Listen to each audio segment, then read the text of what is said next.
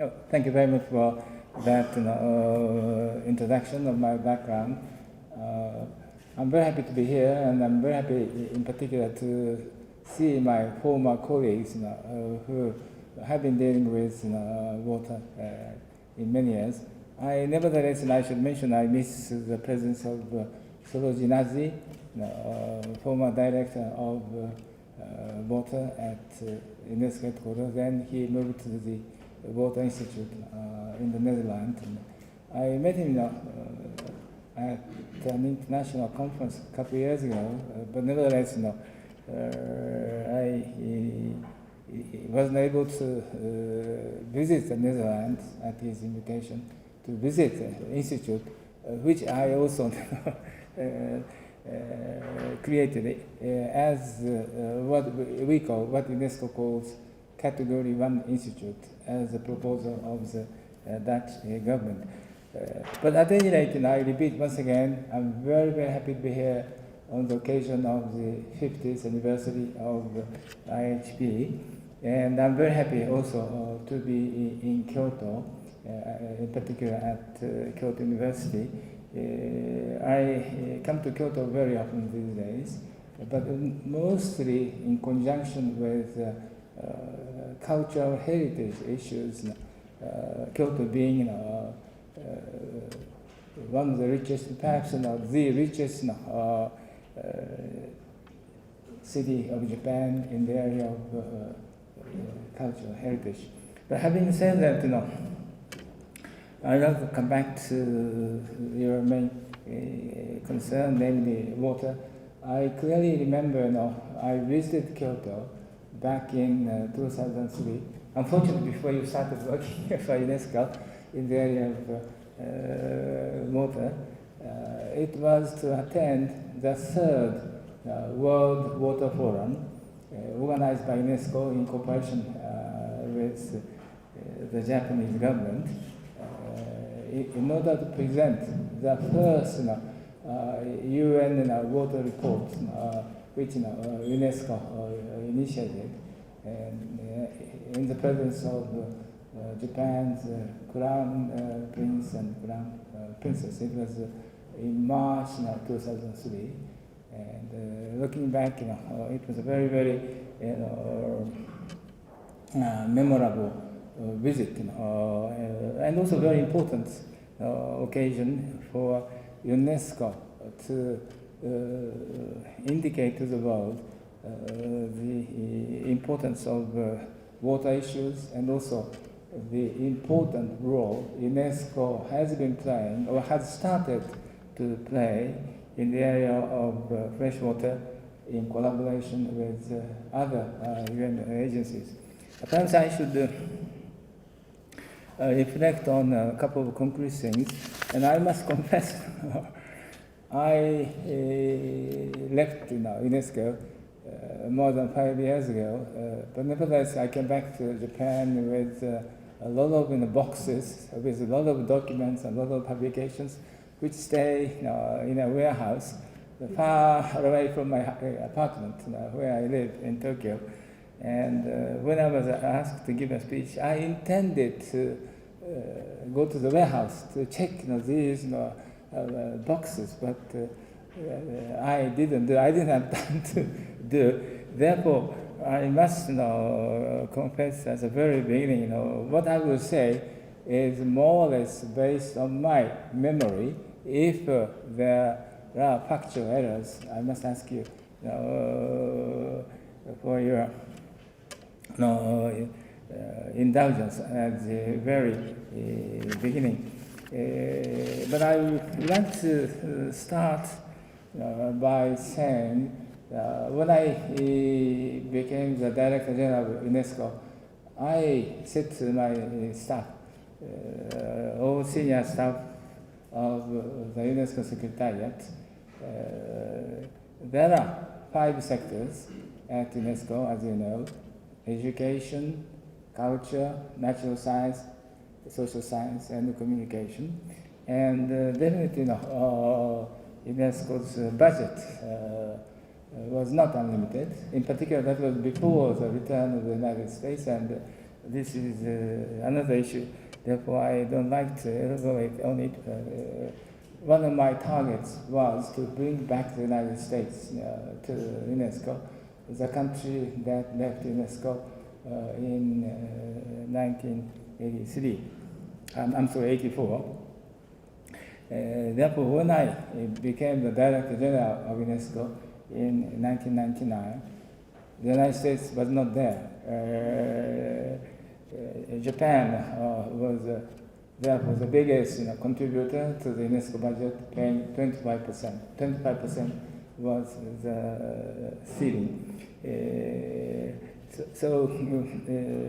My target was to bring back the United States. It was important to get United States involvement in all global issues. I said to my colleagues, it's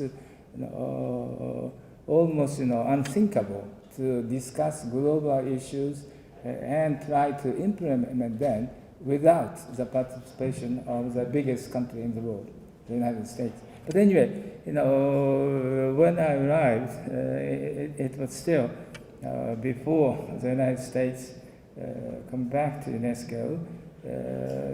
Therefore, budget was rather limited. Therefore, I argued first within the Secretariat, then vis-à-vis member states, that these 5 sectors should have top priorities, one top priority in each sector.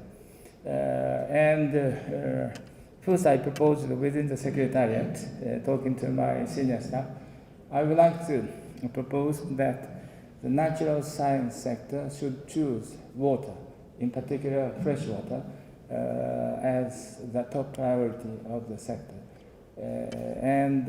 Luckily, UNESCO had already had very active IHP, and also UNESCO had very knowledgeable experts represented by Soloji Naji. So I was able to depend on, but those who are not dealing with water within the natural science sector understandably opposed. They were afraid the programs which they were in charge of would get less priority, as a result less financial resources, less human resources.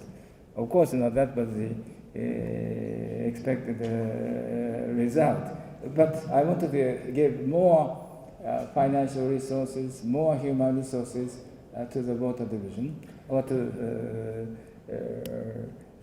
water-weighted rock more broadly. But anyway, being the Director General of UNESCO, vis-à-vis my colleagues within the Secretary, I insisted on my priority. And then my task was to persuade member states, in particular members of the executive board, which was not an easy task. But they nevertheless accepted, being the crucial importance of water in the coming world, in terms of quantity, but also in terms of quality. Therefore, I was very happy the member states, in particular executive board, accepted my priorities, including water for the natural science sector, as UNESCO's new priorities. And I once again stress, I was very happy. We already had a very active committee, IHP, supported by strong staff of UNESCO, headed by Soloji Naji. But nevertheless, that's not enough. That was my judgment. And talking to Soloji Naji and others, I argued, UNESCO must first strengthen UNESCO's work on freshwater, surrounding around IHP, of course, but UNESCO must try to establish stronger leadership within the UN family, because there are a number of other members of the UN family which deal with various aspects of water. Therefore, without establishing a UN-wide cooperative system or collaboration mechanism, it would be very difficult for UNESCO to fulfill its mandate, or it would be difficult to present to the world United Nations position or assessment of existing water problems, or United Nations proposed solutions for these problems. And I was very really happy to discover a few months later, namely in March 2000, there would be the second World Water Forum. And I took the post of Director General, DG of UNESCO in November 1999. Therefore, only a few months later, but I asked Rojinaji to talk to other agencies, representatives, in particular in the context of UN water, and to persuade them to establish a new UN-wide initiative led by UNESCO, but with the participation of all other UN agencies that deal with various aspects of water, in particular fresh water. And I said to Sorojinaji, I would like to make a proposal, but I'm sorry, I would like to make such a proposal. I would like to announce such a new initiative for the UN system, representing not only UNESCO, but also representing the whole UN system as a coming meeting of the second water forum to be held in the Netherlands. He and his staff worked very hard. I was very happy. He came back to me to tell me he now has got a broad or basic agreement from his colleagues of other UN agencies. Therefore, I was able to announce a new initiative in March 2000, only 5 months after my arrival at UNESCO. New initiative led by UNESCO, but with the participation of more than 20 UN family members. The first product would be new UN-wide water report to be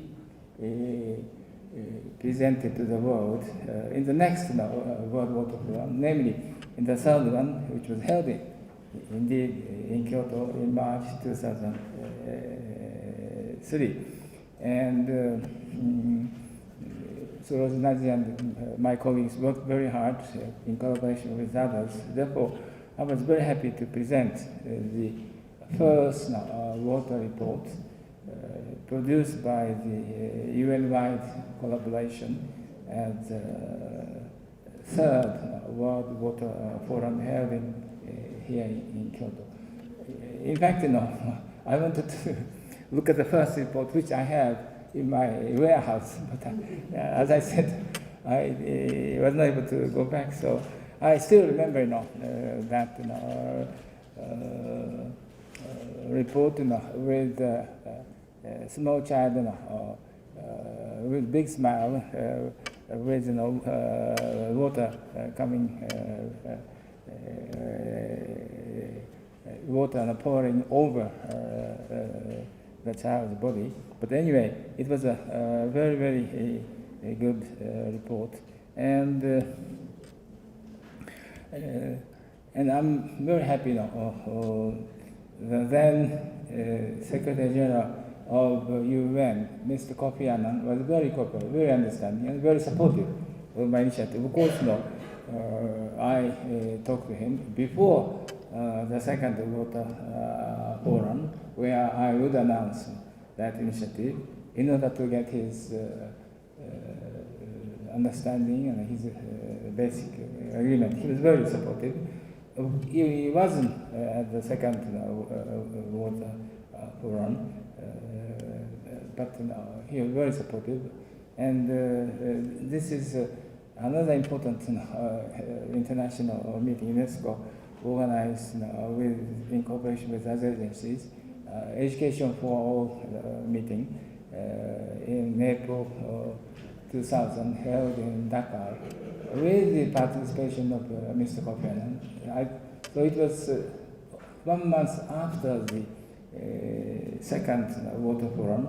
I was very happy to tell him the second water forum went very well, and UNESCO's new initiative was very strongly applauded by the participants, and Mr. Kofi Annan was very happy to hear that report from me, even though it was entirely different. It was an education meeting, and also I asked Mr. Kofi Annan to let the UN Water Group continue, because at the time we heads of agencies met under the chairmanship of Mr. Kofi Annan twice a year, and Mr. Kofi Annan was the first UN Secretary General to try to establish UN-wide collaboration, all important issues, including IMF and the World Bank. It was important that such UN-wide collaboration would be established under the leadership of UN Secretary General, because many issues, including water issues, of course, are sort of interdisciplinary issues which cannot be handled by one single UN agency. It must be handled by quite a few, sometimes by many. Therefore, Mr. Kofi Annan, before my arrival at UNESCO, took initiative establishing what is called CEB, Chief Executive Board, grouping more than 20 UN agencies heads, and we met twice a year. But Mr. Kofi Annan also thought it's important to review these sectoral groups, including UN Water Group.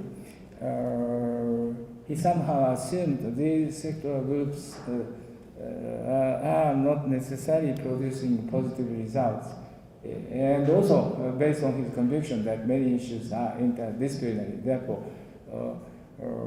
it's better to regroup them into one single body under CEB.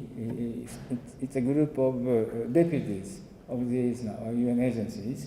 And of course, I supported his idea, his proposal, but I argued there must be exceptions, like UN Water Group. These sectoral issues are very important. Therefore, there must be an exceptions. One of them ought to be UN Water Group, which he also accepted. I was very, very thankful to him.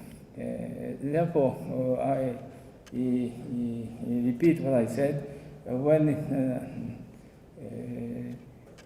I proposed in the name of UNESCO or in the name of the UN family a new initiative on fresh water in March 2000. I was able to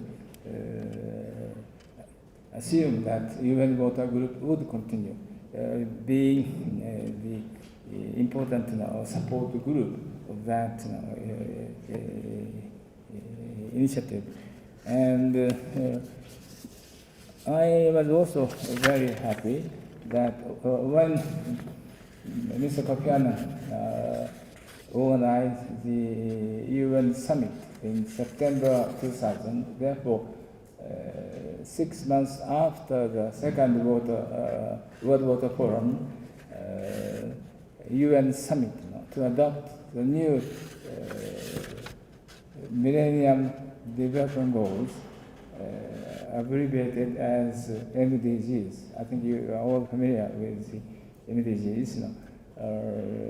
That was adopted at the summit in September 2000. And I, of course, attended, and I was very happy that in Goal 7, there is a sub-goal referring to water.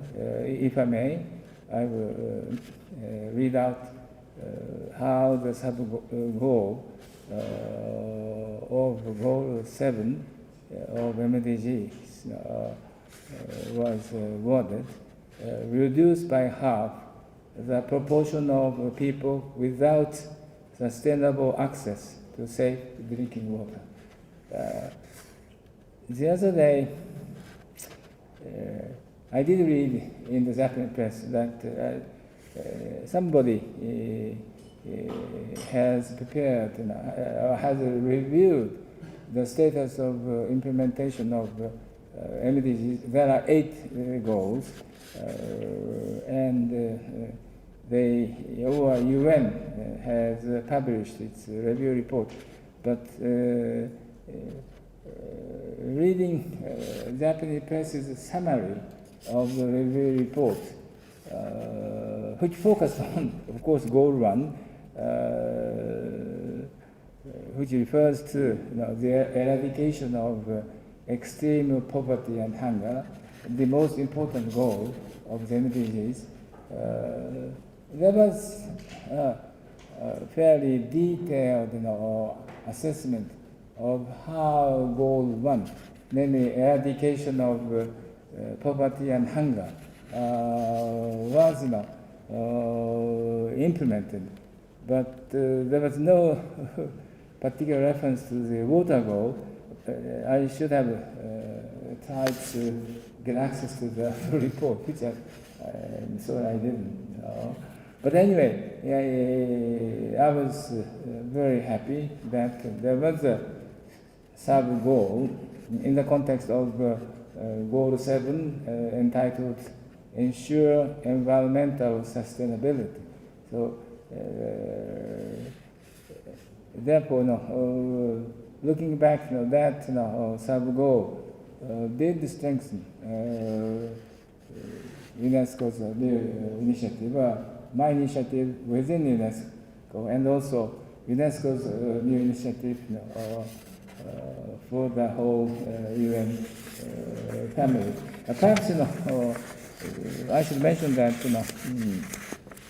though I assume you are all aware that now the UN final preparation for the adoption of new development goals entitled SDGs, Sustainable Development Goals, has been underway, and the new SDGs will be adopted once again at the summit to be held at this time by Mr. Ban Ki-moon in New York in September this year, and many presidents, many prime ministers will come, and I know that the Prime Minister of Japan, Mr. Abe, will go there. There are, as you know, 17 goals, therefore more than doubled compared to the MDG in terms of number, and there are also a number of sub-goals. Of course, the basic, or the most important goal is to eradicate extreme poverty and hunger as the MDGs, which came to an end in 2050, and the new SDGs target at 2030. Then I'm very happy that there is a new goal, Goal 6, which is totally devoted water. Of course, it is still proposal, but my understanding is it is a proposal very carefully prepared by experts for several years. Therefore, it's very likely, and it's almost certain that these 17 goals, as proposed, including goal 6 on water, will be adopted at the summit in September this year. And perhaps I should read out the title of goal 6: ensure availability and sustainable management of water and sanitation for all. There are 6 sub-goals, but one of them has 3 sub-goals, so I would argue there are 8 sub-goals. Since it takes too much time, I will not read out these goals, and I'm very sure you must have seen them. If not, I definitely advise you to check these 8 sub-goals and goal 6. So what I would like to stress in this conjunction is I'm very happy that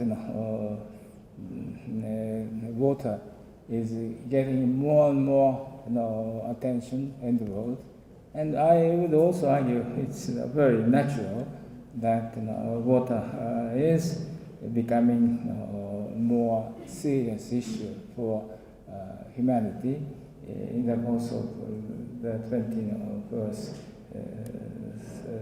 century. Therefore, it's very crucial first to establish such a goal with 8 sub-goals. It's also very crucial, definitely more important and more crucial, to implement these 8 sub-goals. And they are definitely UNESCO's role will become more important, and more particularly UNESCO's IHP will have a more important role to play in that context. But going back to my 10 years, if I may, I would like to also mention that on one hand, I said UNESCO must establish strong collaboration with other UN agencies dealing with water, establishing a new framework for such a body under a new initiative, which I said I announced in March 2000, the second Water Forum. And I also mentioned I was very happy to present the first UN report on water at the third meeting held in Kyoto. And perhaps I should mention that I made it a rule to attend the World and Water Forum, which was held every 3 years.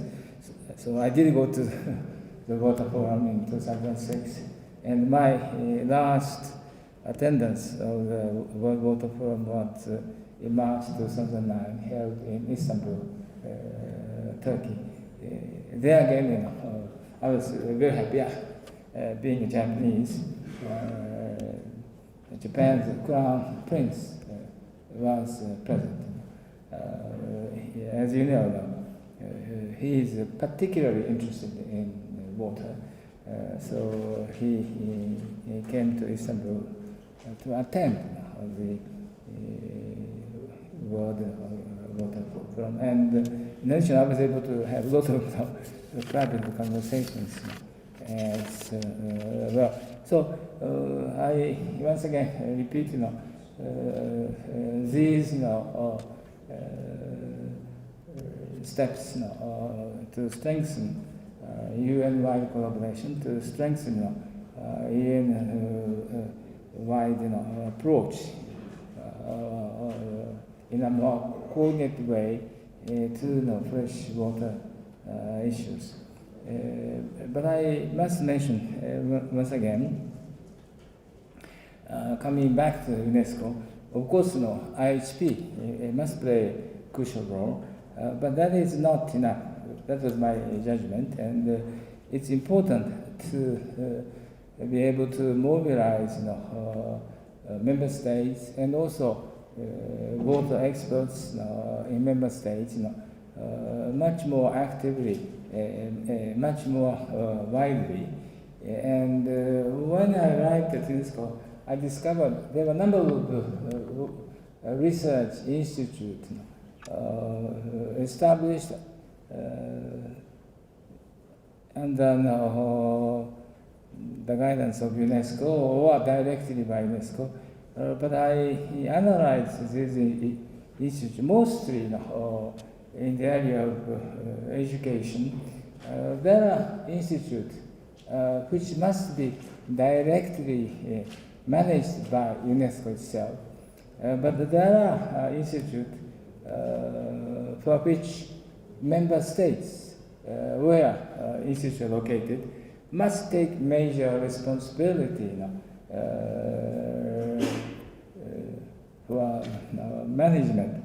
And I proposed to member states, the first group of institute must be called Category 1 institute, therefore directly managed by UNESCO and also directly financed by UNESCO. Of course, with additional financial help, in particular from the host countries, but also from other member states.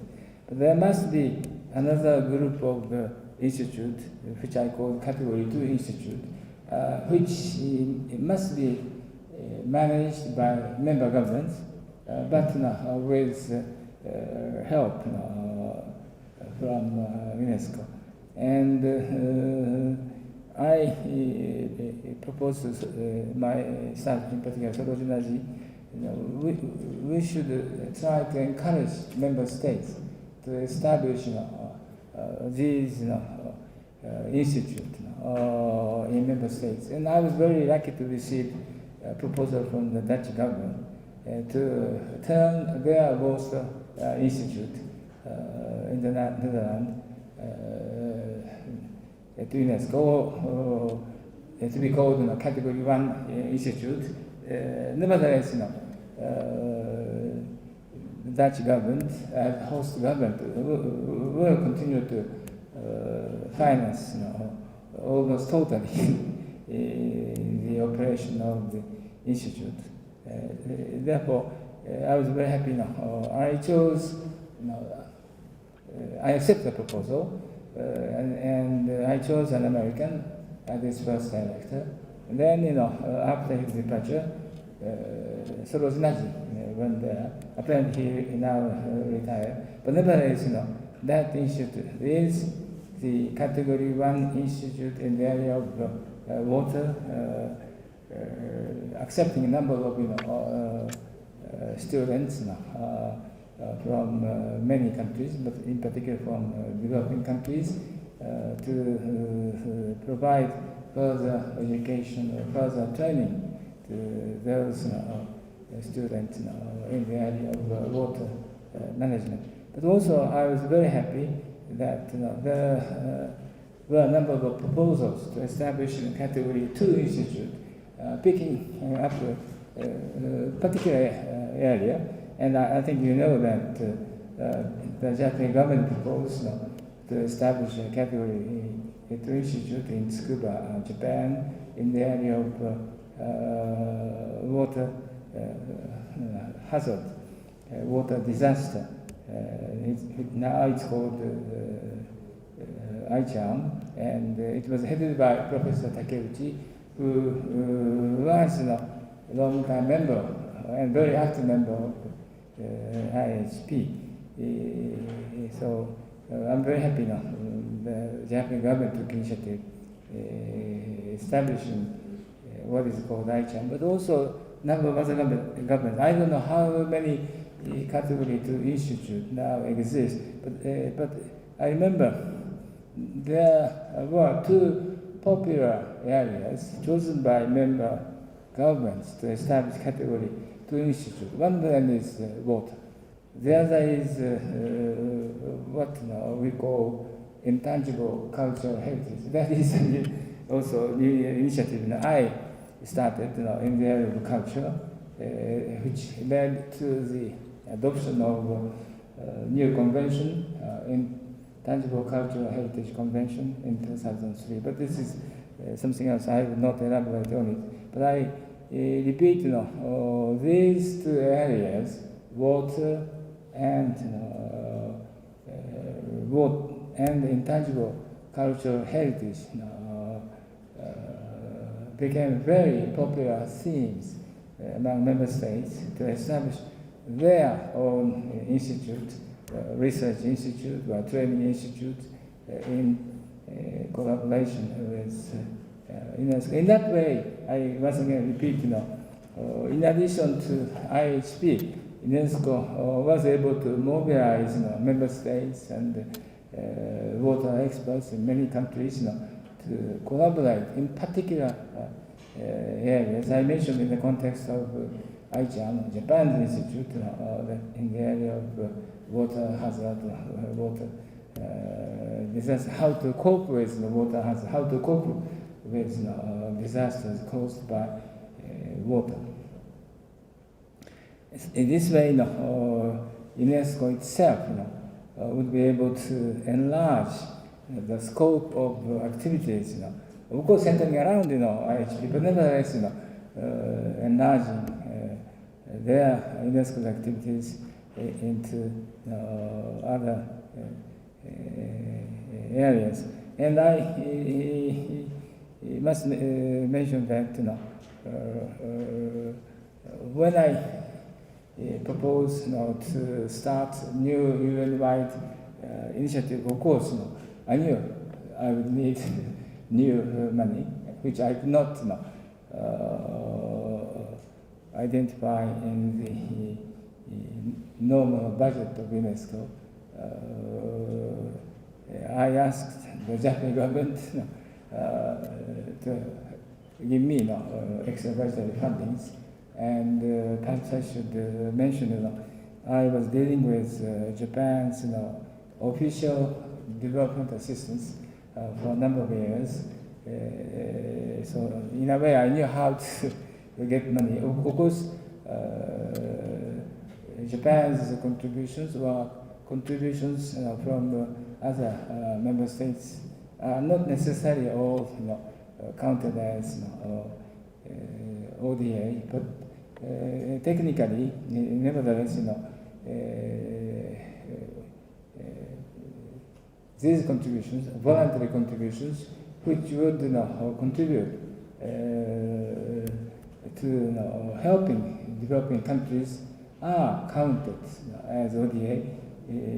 That is the rule established by OECD's DAC, DAC. So, therefore,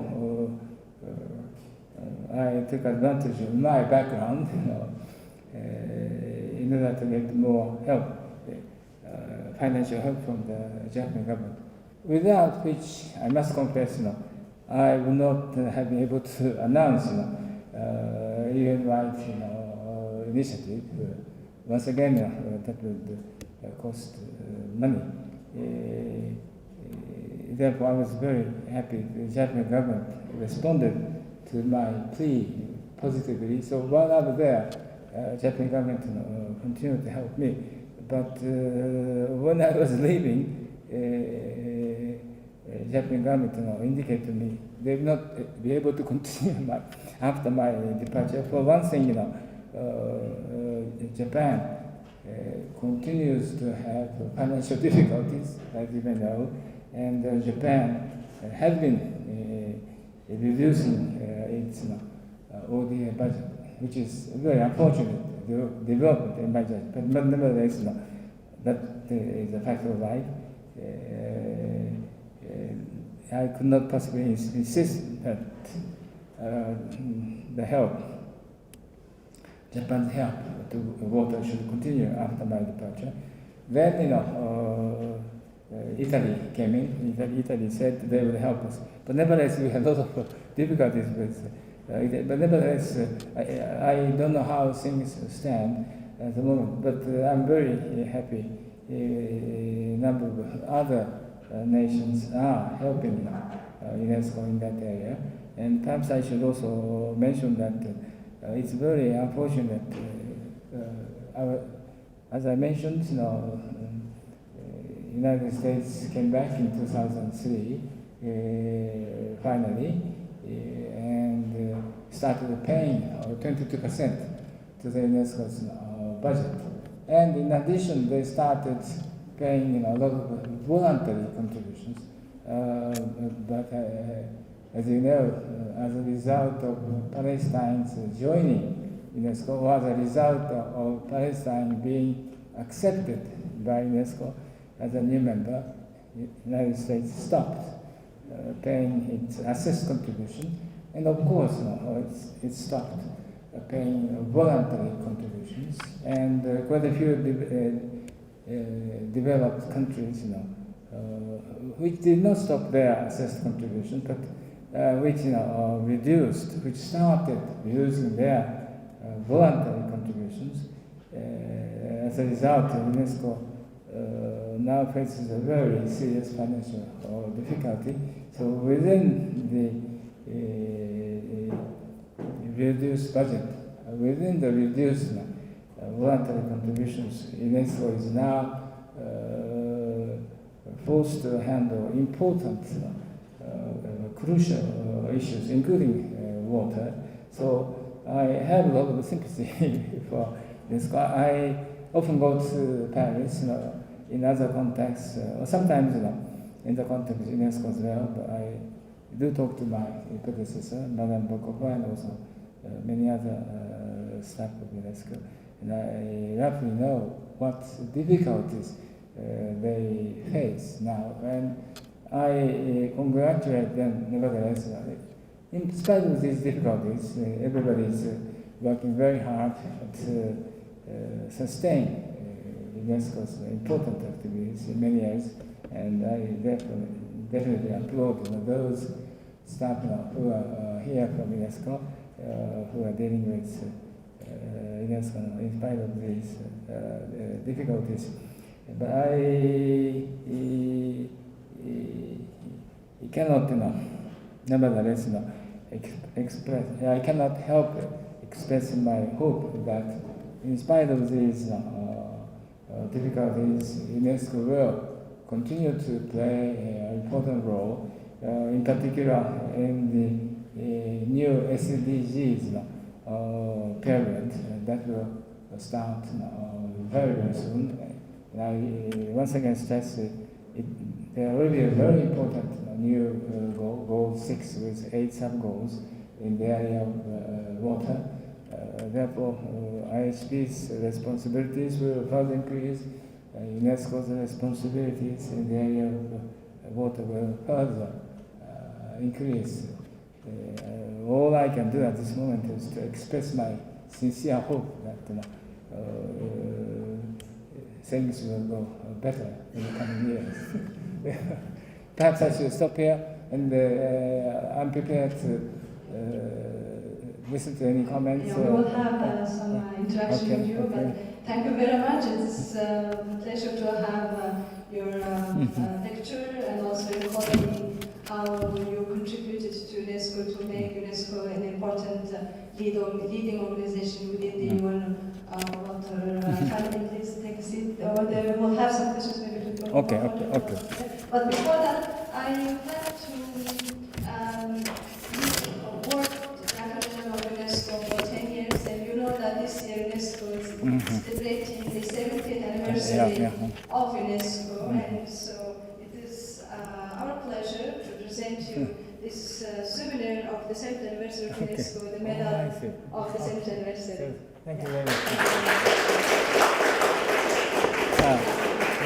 Yes, it's speaking of the 70th anniversary, I'm certainly invited by Madam Bokuba to come to UNESCO on November 16th, the day UNESCO's new constitution was adopted in 1945 in London.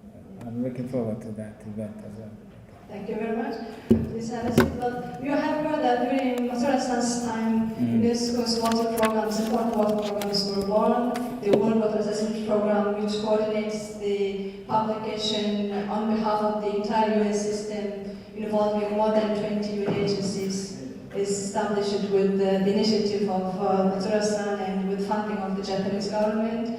The world's largest water education institute, UNESCO, has joined UNESCO and has become an integral part of UNESCO. And also during Matsuura-san's time, the UNESCO Category 2 centers on water centers and the auspices of UNESCO has grown in number. Now we have over 30 centers, water-related centers, and also I remember when you have presented the second World Water Development Report in Istanbul to the Crown Prince of Japan, because that time I was already with UNESCO, so it was really a big event, and that was the time when UNESCO was in all national and international media. So that was really shows the importance of UNESCO. And I also remember that during your time, we also enjoyed very strong support of the Japanese government, and with your permission, I would like to share with the participants this one anecdote. That there was we used to have a regular budget for our activities, but there were sometimes requests from member states to have specific projects on water, and we have to find funding for those projects. And we would go directly to Dr. General and ask, okay, we need to implement this project, we need funds, and then do we have Dr. General would ask, do we have funds from the regular program? We said no. And then so the Japanese Fund Trust, Japanese Fund Trust, so every project was funded by the Japanese Fund Trust, directly from the Japanese Official Development Assistance. So it was really an important time for UNESCO to grow as the leading UN agency in the field of water sciences. So with this pleasure, I would like to invite you to have an interactive discussion with Matsuura-san. You can ask questions, even if it's not related to water. Maybe you are involved with the UNESCO activities in your countries, in different fields, education, culture, or if you just would like to have more, to hear more about history of UNESCO water programs. So please feel free. Yes, over there. And please introduce yourself and ask a question. Thank you very much for your very nice talk. I am Duminder Pereira. Actually, I am from ICHAM, which Category 2 Center you established maybe 9 years ago. Now, next year we are celebrating the 10th year anniversary of ICHAM. I think so. I would like to hear about when you established or you proposed ICHAM. It's 10 years back. So, do you think that we achieved your goals? I mean, what you had in your mind, and now we are thinking about next 10 years about ICHAM. So we really appreciate if you can give your suggestions and comments about ICHAM and future. Thank you.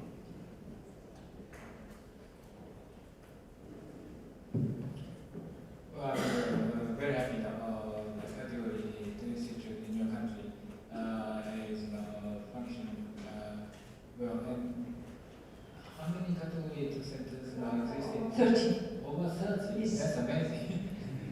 Half of the all UNESCO water category 2 centers are water related.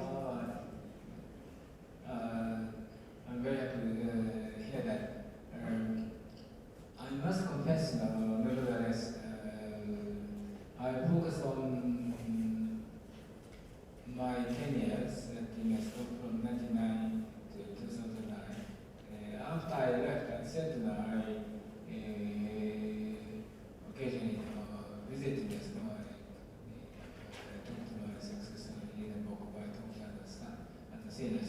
But nevertheless, I must confess, I'm not necessarily updated on concrete, issues, or on the handling of concrete issues, including water and UNESCO. Therefore, I would hesitate to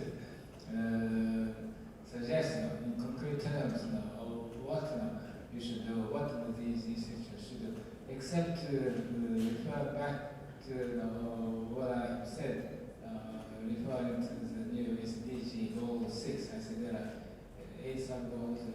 These are priority goals for the UN system, but for the entire humanity, and possibly these category of institutions, including this, should focus on at least on one of these issues or on issues related to these, and also it's important to produce a concrete result. I cannot go further than that, making concrete suggestions. Well, actually, ICHAR, the center you now work with, is one of the most active water category 2 water centers, and it serves as a technical secretariat of the International Flood Initiative, which is a joint UN program led by UNESCO, jointly with WMO and other international organizations, and under the leadership of former director Koichiro. Maybe you have worked with him, and so it is a really nice example of how centers contribute. We have also here one of the newly established category 2 center from Egypt. Yeah, so this is the center purely focused on water quality. And that's going to be a regional center on water quality monitoring in that region. So the category 2 centers are an important pillar of implementation of our activities in member states. Is there anybody from the category 1 institute in the Netherlands? In the Netherlands, we don't have anyone from that institute, but we have close collaboration with them, and we look forward to strengthen our collaboration with that institute. We have also here representatives of our national committees. Yeah. So you want to ask a question? Does not you? Yeah. So this, I think it's very interesting to hear about the history, all the history work that has been done to arrive to this point. And I think if UNESCO is very strong today in the field of water science, it's thanks to you. And also I remember, also this required lots of work on our side, Secretary, to catch up with your initiatives. I remember my former director talking about the after your announcement in The Hague, the second World Water Forum, about the establishment of the World Water Assessment Program and launching of the first water development report, and you had to work so hard to prepare the proposal. And so, of course, and also it was very nice to bring together the UN family, the UN system, working together under the leadership of UNESCO. That is, I think, the most important part of UNESCO, that how we can also not only mobilize the scientific expertise, but also to bring together other organizations to work on one particular topic. And it's very difficult to work with all other UN agencies, because every agency has specific mandate and objective, and also to convince our member states executive board on those initiatives and programs. So would you like to have more, to hear more about UNESCO's history, or do you think that you have learned and now you know all about history of UNESCO or water programs? Well, I think now we are about... One more thing I should like to mention. At the time, the Japanese government seconded very experienced Japanese experts to the water division, and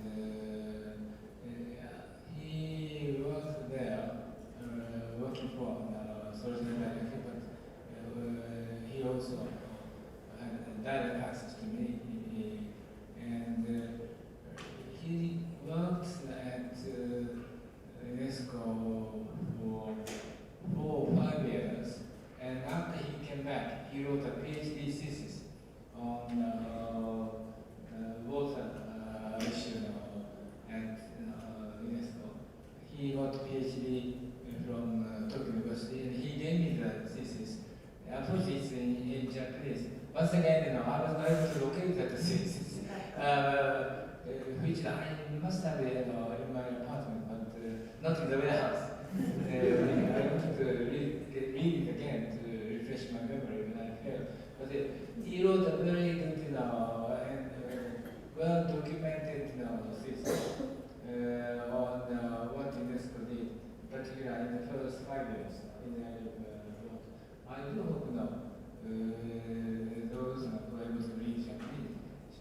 access to that.